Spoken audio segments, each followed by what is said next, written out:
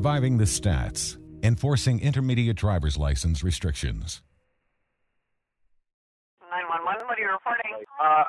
There's a very, very bad accident on I-5.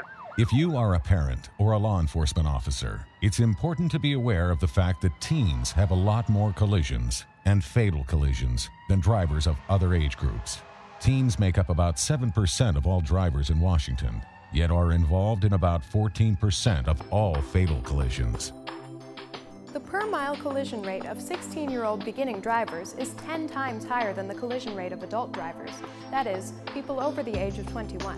That's right, and the collision rate is 3 times higher than that of 18-year-old drivers, which means that there's a 2/3 decline in the collision rate just from ages 16 to 18. Astounding.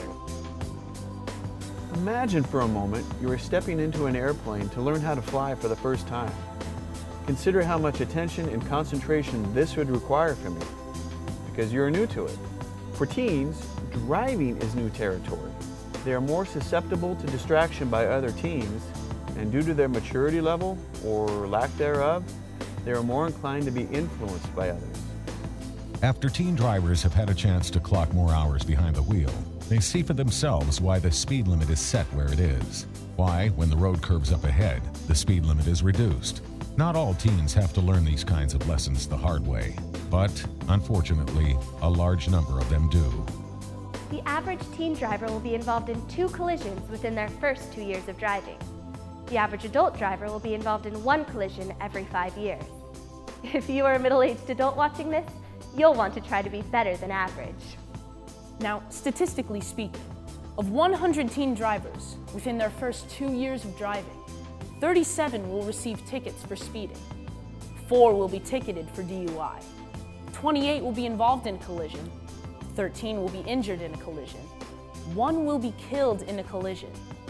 And 17? Well, 17 will be just fine, based on national driving statistics. Teen driving collisions have been extensively researched.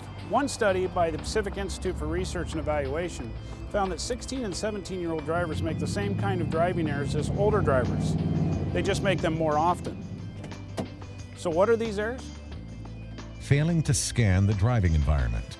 Safe drivers take that extra moment of time to look ahead, to the side, to the rear before entering traffic, before changing lanes, and before passing other cars. Teen drivers often don't take enough time observing traffic before they make their move.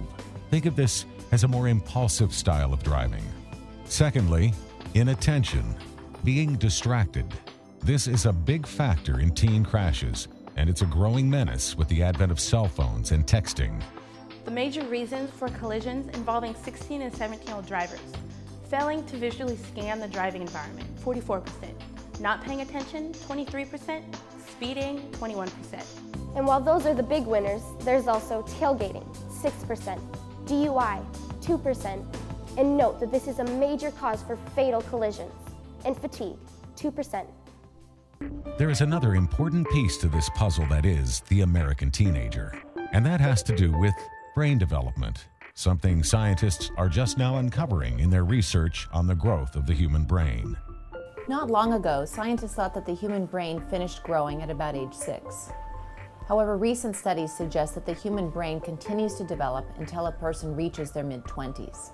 During the teen years, brain development continues. For teens, this growth occurs particularly in the brain's connections that govern their ability to use logic, size up risk, and make sound decisions. Teens are more impulsive, and their driving skills worsen when friends are in the car.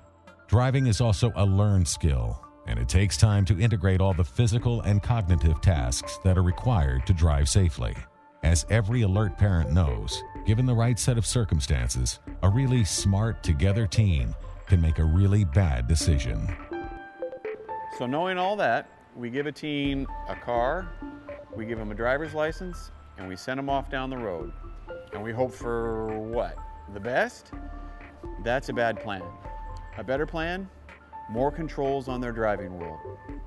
In Washington, newly licensed teen drivers have restrictions on their driving that directly correlate with the crash data.